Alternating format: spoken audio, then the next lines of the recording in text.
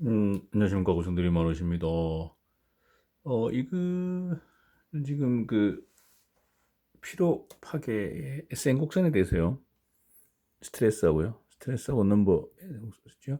일반적인 강의 패턴은 보통 일반 탄소강이라든가 일반 강은 요게 니은자잖아요. 니은자로 돼 있는데, 근데 지금 전에 한번 제가 오스트라이트, 이건 페라이트예요. 일반 뭐 탄소강이다. 예를 들어서 대표적 탄소강이다. 그러면 페라이트계죠. 페라이트계. 뭐 당금제랑 마르텐사이트, 솔바이트 다 만드는 일반 오스트라이트 이외에, 그리고 오스트라이트는 약간 이런 이렇게 피로 강도선이 없다 이런 말씀을, 피로 강도선이 없다 오스트라이트는, 이건 오스트라이트다 이렇게 전에 말씀드린 적 있고, 또 어떤 자료는 피로 강도선이 있다고 나온 것도 있었습니다. 그래서 두 가지입니다. 오스트라이트는 피로 강도선이 없다는 거, 있다는 거, 그 두 가지 다 있는데, 그리고 지금 야후 재팬 쪽에 피로 SN 국선의 여러 가지 종류를 제가 한번 검색을 해가지고요, 캡처해 봤습니다. 해보시면, 알루미늄은 좀 무르고 오스트라이트잖아요. 알루미늄 보니까, 여기 말하는 것처럼 오스트라이트처럼 보시면, 피로 강도선이 없고 계속 이렇게 알루미늄은 2024 알루미늄 같은 게 계속 내려오죠, 이렇게요. 마그네슘도 마찬가지고요. 쭉 내려오고요. 근데 티타늄은 이렇게 니은자로 되어 있고요. 1020 스틸도 이렇게 니은자로 되어 있고, 이렇게 이쪽에 이제 하중 스트레스 쪽이고, 이쪽은 남바 쪽입니다. 퍼티그 스트렝스 이렇게 나와 있죠. 그래서 알루미늄도 이렇게 요걸 따라간다는 거, 패턴 확실하게. 근데 오스트라이트 스테인리스 쪽은, 오스트라이트 쪽은 이렇게 두 가지 자료들이 있다는 거 좀 보시고요. 뒤에 한번 쭉 넘겨가면서 말씀드려 볼게요. 이거는 JWES라고 일본 용접학회에서 나온 자료를 잠깐 제가 있는 걸 좀 캡처했는데요. 요거는 인코넬 600, 알로 600 합금에서의 SN 곡선을 이렇게 나타낸 것이 되겠습니다. 글자가 잠깐 잘 안 보이시는데요. 이쪽에는 변형률입니다. 변형률. 0.1, 0.2 이렇게 되겠죠. 변형률에 대한 거, 이거는 이제 파티가 넘버인데, 이걸 스트레스가 아니고 변형률로 이렇게 윕실론으로 해가지고 퍼센트로 해가지고 0.1, 보통 0.2% 내력이라, 0.2%가 보통 0.2% 내력, 그래서 이거 항복 강도를 얘기하잖아요. 항복 강도. 항복 강도인데, 보통 우리가 일반적으로 보시면 여기 피로 강도선 여기 봤을 때 요게요. 여기 범위가 얼마냐면, 인장 강도에 보통 독일 쪽에서는 3분의 1인데 인장 강도의 한 2분의 1로 보시면 될 것 같아요. 2분의 1 값. 요게 보통 일반적인 피로 강도선, 여기 하중 인장 강도 2분의 1 값. 항복 강도는 뭡니까? 항복 강도는 보통 항복 강도는 인장 강도보다 낮지만, 항복 강도는 인장 강도의 60% 정도? 대략 약 60% 정도잖아요. 60% 정도로 보니까 대략이니까 2분의 1좀 높지 않습니까? 그래서 항복 강도는 좀 높다는 거. 그다음에 일본 쪽에 0.2% 내력이라는 게 있어요. 0.2% 내력, 0.2%에 대한 거, 변형률. 이걸 항복 강도로 얘기하고 있거든요. 일본 쪽에서는. 그래서 이렇게 된 걸 제가 그래서 항복 강도, 그러니까 요 항복 필요 강도선은 항복 강도보다는 좀 낮다는 얘기죠. 왜냐하면 항복 강도는 인장률이 한 60% 정도 되니까, 인장률 2분의 1이니까요. 그런 개념으로 좀 참고요. 요거를 좀 보시기 바라겠습니다. 이렇게 되어 있습니다. 인장도에 검토해가지고 인코넬의 수명 선도 평가에 사용되는 고온의 SU 해가지고 스테인리스 강의 필요 수명식에 의한 고온의 변형, 수명의 추정 이렇게 했습니다. 그래서 용접 금속에서 고온 피로 강도가 약간 저하되고 있지만 모재에서는 저하되지 않고 있다. 600 합금에서는 약 400도씨까지는 인장 강도 변화는 거의 없다. 인코넬 600 합금의 고온 인장도를 재봤더니 온도고요. 인장 강도인데 상온에서는 높다가 이제 고온에서는 떨어지잖아요. 물러지잖아요. 그런데 400도까지는 그렇게 변화가 없더라. 이제 그런 표가 하나 있고요.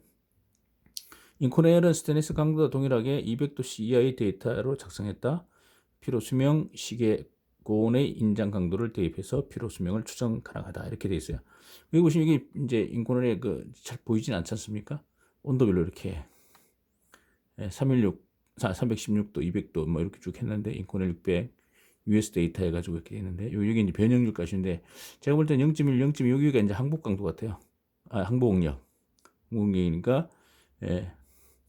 근데 지금 이것도 인코넬이 오스트라이트이기 때문에 계속 이리 내려갈 것이냐, 그 뒤에 한번 보겠습니다. 이 그림이 있습니다. 이 그림은 이제 보시면 알로 600이고요. 150도 이하에서 했다 그러고요. 이건 이렇게 오스트라이트지만 이렇게 이렇게 니은자가 나타났죠. 끝에서요. 살짝 나타났습니다. 이렇게. 그리고 그 다음에 이게 이제 변형률에 대한 건데 보시면 0.1, 0.2가 항복 강도잖아요. 그러니까 0.1은 항복 강도 밑에 있는 거지 않습니까? 그러니까 그래서 인장 강도 2분의 1을 요 필요 강도선을 봐도 거의 비슷하게 간다 이렇게 보시면 될 것 같아요. 이런 곡선이 인코넬 600에 대해서 이렇게 나와 있습니다. 예. 그 다음에 여기 보시니까 이런 것도 있습니다. 강과 동, 잘 안 보시는데 같은 강인데 탄소가 0.3 들어간 거, 0.2 들어간 거. 자, 탄소 만약에 많을수록 인장 강도 경도가 높아지잖아요. 그러니까 이 곡선이 위로 올라가 있고, 니은 곡선이 탄소량이 적으면 물러지니까, 약해지니까 이렇게 되는 거예요. 이렇게 해서 굴곡 극력에 대해서, 그 다음에 반복 횟수에 대해서 이런 식으로 나타낸 표도 있습니다. 그래서 결국 그 SN 곡선은 필요 강도는 경도 인장도 비례하는구나. 그렇게 좀 이해하면 되고 다음 보겠습니다. 이런 곡선도 있어요. 이것도 이제 일본 용접학에서 나온 건데 2004년도 건데요. SN 곡선 대표해가지고 탄소강 S45C 니은자죠. 응력 진폭이고요. 파단까지의 반복수 N이고요. 사이클. 알루미늄 협금 보실게요. 50 계열인데 쫙 내려가죠. 얘는 거의 요 스타일을 따라가죠. 45C는 그러면 여기 보시면 여기 피어강도선이 이제 인장 응력 진폭 보겠습니다. 그러면 200 메가파스칼이니까 250이니까 킬로그램으로 20kg 보면 되죠. 그러니까 이게 탄소강이 만약 인정은 한 550kg다 그러면 2분의 1이니까 25kg 정도 되겠죠. 요거는 이런 식으로 나와 있고, 요건 아마 당금질 뜨임 안 하고 그냥 불림 처리한 것 같습니다. 특별한 내용은 없는데 하여튼 이렇게 비교를 해서 좀 보시면 좋을 것 같아요. 그 다음에 45C에 대해서 당금질 뜨임한 거, 그러니까 소로바이트 만들었다는 얘기잖아요. 그 다음에 45C를 이건 불림한 거, 두 번째 불림. 소로바이트 만든 거, 이거는 페펄이겠죠. 불림했으니까. 근데 S10C를 조질이 보통 당근질 뜨임한 걸 조질이라 하거든요. 근데 조질 안 하고 그냥 불림했다는 거로 보시면 되고요. SS400도 공통이라고 생각된다. SS400은 뭐냐면 일반 구조용광이고 인장도 40kg짜리 400메가파스칼이니까요. 그럼 자 회전 굴곡에 대한 필요에 대한 SN 곡선 응력 진폭 이쪽이 사이클입니다. 보시면 자 S45C를 당근질 뜨임해 가지고 소로바이트 만들었더니 제일 높죠. 꽤 높습니다. 그 다음에 회전 굴곡에 대해 제일 높고, 그 다음에 양진폭 인장압축 양진폭 진폭이 있고 인장압축에 대해서는 좀 떨어지고요, 값이. 그 다음에 S45C를 불림한 거, 푸른 색깔 불림이니까 페펄이죠. 페펄은 회전 굴곡에 대해서, 그 다음에 양진폭 인장압축에 대해서.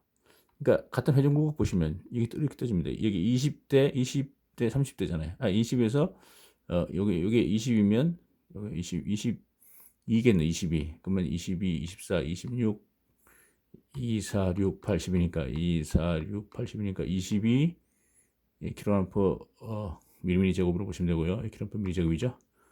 그 다음에 22, 24, 20, 27이니까요. 한 5 정도 높잖아요. 그러니까 그냥 불림 처리해서 페펄 하시는 것보다 당금질 뜨면서 소로바이트를 만들어야지 뭡니까? 결국 인장 강도 좋아지고 항복 강도 좋아지지 않습니까? 그럼 예를 들어서 차이점이 뭐가 됐을까요? 45C를 만약에 불림 처리하면 어떻게 됩니까? 불림 처리하면 절반 나눠가지고 절반 나눠서 페펄 여기 불림 처리한 거잖아요. 표준 열지 불림 열 처리. 얘를 그대로 쓰는 경우는 이렇게 낮습니다. 근데 얘를 어떻게 한 겁니까? 다시 900도로 올렸어요. 850에서 900도. 뭘로 바뀝니까? 900도 올리면 다시 올리면 이게 전부 다 오스트라이트, 감마 같은 말이죠. 감마.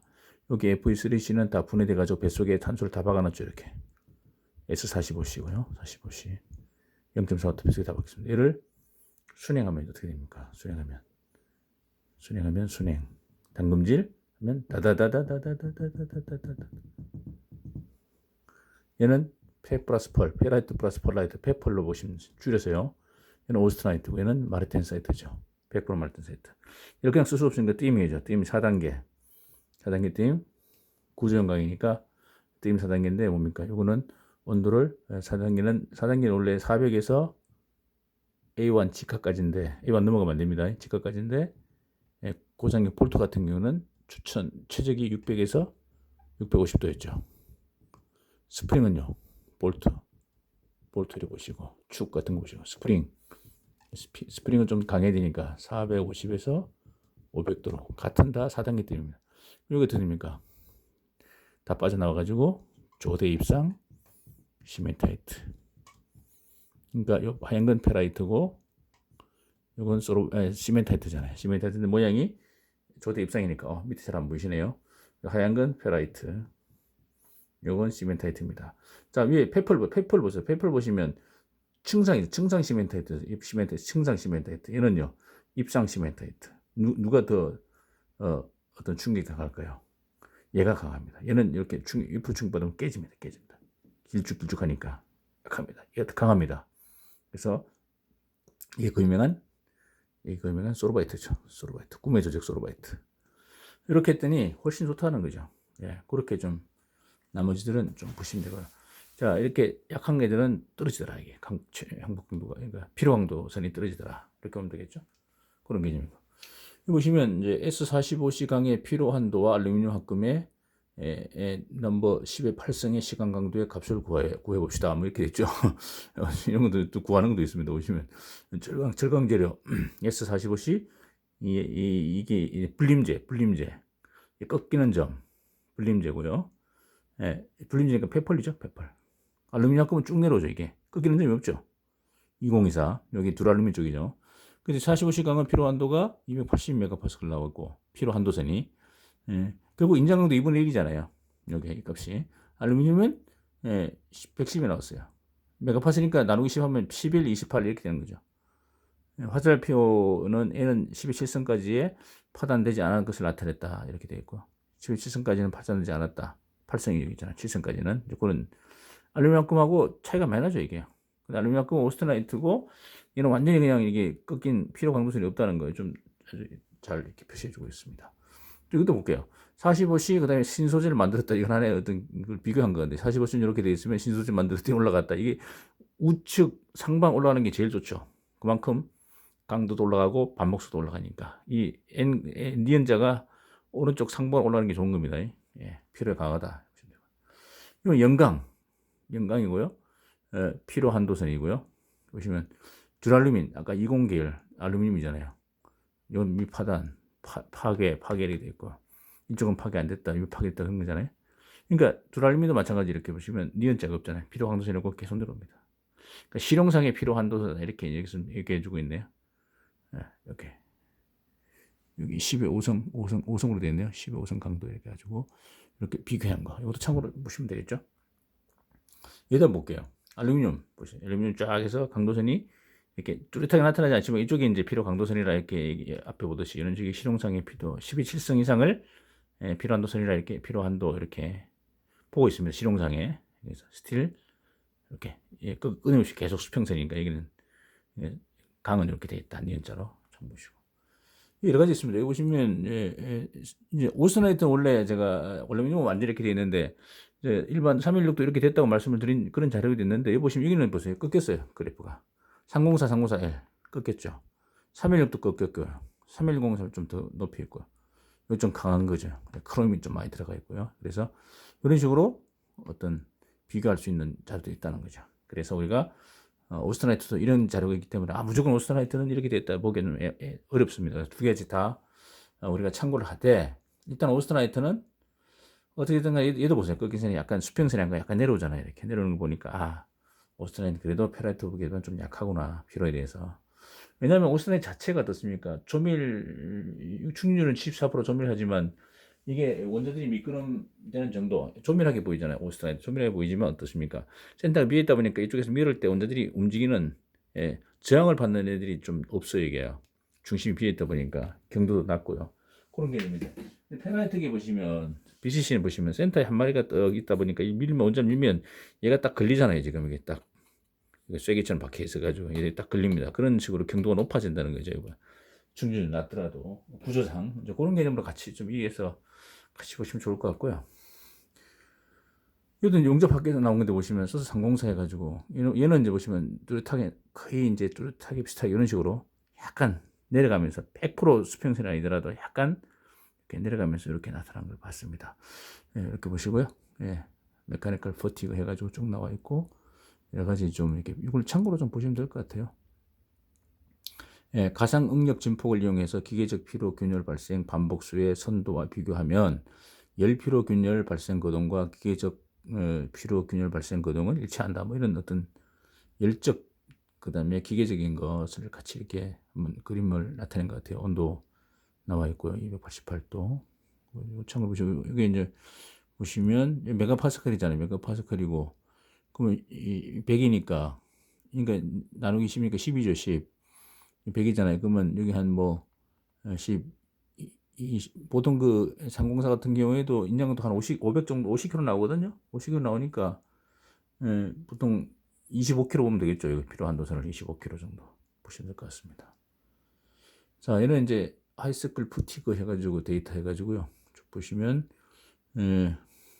베이스라인하고 여기 이거는 어떤 재료인지 410 스테인리스 강에 우리 마르텐 사이트계 스테인리스 강 있죠.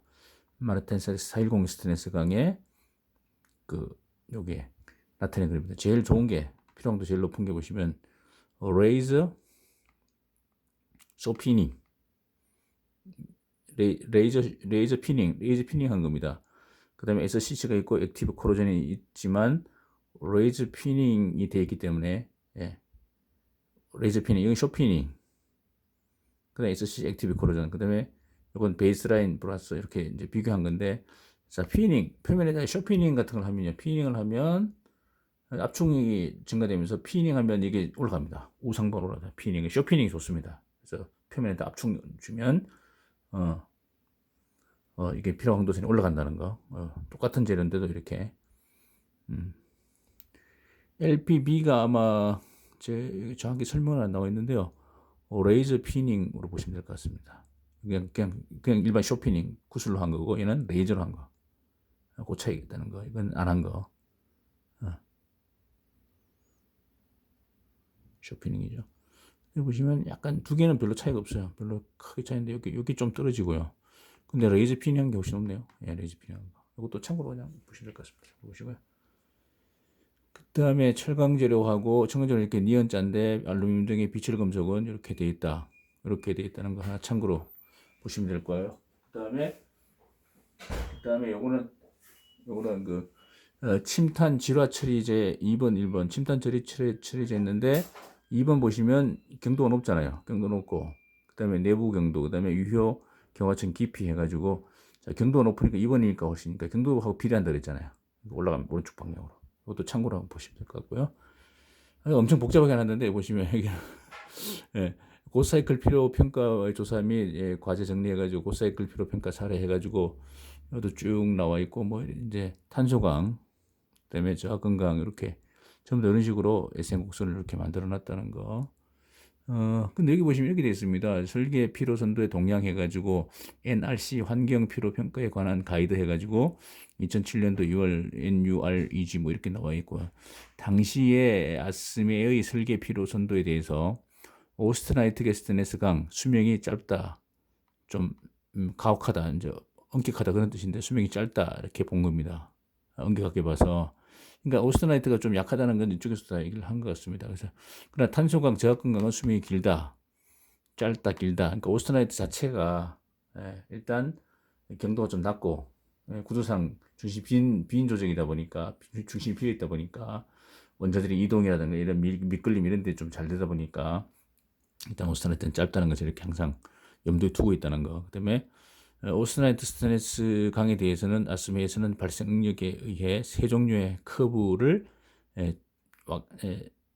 나눠서 사용했지만 NUR EGCR 690의 선도는 한 번의 커브다 이렇게 설명하고 있습니다. 세 가지로 나눠서 이제 구분한다 이렇게 되어 있습니다. 그래서 이것도 참고로 보시고 일단 오스트나이트는 경량이 좀 약하다는 개념 그런 개념 항상 우리가 보수적으로 좀 생각을 하시고 어떤 재료를 우리가 운영할 때 좀 염두에 두시고 그럼 결국 이제 좀 약하다는 얘기는 계속 뭡니까? 이걸 약하다고 버릴 수는 없지 않습니까? 그러니까 계속 비파 검사 주기적으로 비파 검사를 철저히 해가지고 근데 이제 오스트나이트는 자세히 안 붙으니까 MT는 안 되겠죠. 그러니까 PT나 UT 해가지고요. MT는 안 되니까요. 그런 개념을 좀 이렇게 참고를 해주면 좋을 것 같고요. 예, 요건 이제 요 재료입니다. 메탈로지컬 페일리어 아날리시스라고 일본 쪽에서 발행된 재료인데요. 저자는 이제 C.R. 브룩 이런 분들이 했는데, 얘도 보시면 그 30, 요거는 뭐냐면 요것도 이제 보시면 필요한 노선인데, 여기 보시면 30입니다. 오스트라이트 게스트니스가 약간 얘는 이렇게 응력은 낮지만 이렇게 인디언자로 나와 있다고 표시되어 있고요.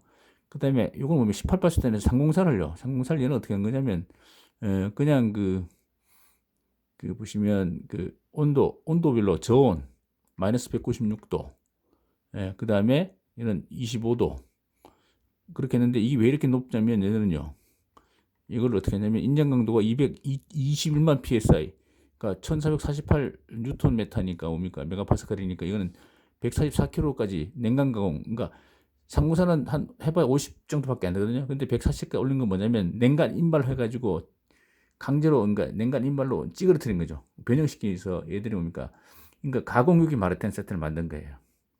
그러니까 오스트라이트인데 얘를 마르텐 세트 만든 거예요. 가공으로, 냉간 가공해서. 그래서 인장도 확 올려버리니까 어떻게 됩니까, 이게 확 올라가 버리잖아요. 이게 응리가 확 올라가 버렸습니다. 올라가고, 그 다음에 보시면 똑같은 건데 이건 뭐 차이냐, 온도가 196도, 이건 아니고요. 그러니까 같은 냉간 인발에서 자석이 붙는 스테인리스를 만들어 놨어요. 오스트라이트를 변형시켜서 중심 공간을 상당히 많이 줄여가지고요. 냉간 인발 해가지고, 전에 말씀드렸지만 오스트라이트는 단조나 압연하면 더 강해진다 그랬잖아요. 그런데 온도를 낮췄더니 보세요. 온도를 낮췄더니 196도 더 올라갔어요, 이게. 결국 이제 냉간 인발 플러스 온도가 낮으니까 이게 수축될 거 아닙니까? 완전히 수축되면서 그 힘이 작용돼가지고 더 강해진 겁니다. 그래서 이렇게 비교한 그림이 있습니다. 그래서 냉간 인발한 거고. 그리고 얘는 동그라미는 노치가 없는 거. 얘들은 노치가 있는 거. 자, 냉간 인발해서 강하게 만들었는데도 노치가 있으니까, 노치가 있으니까 확 떨어져 버려요.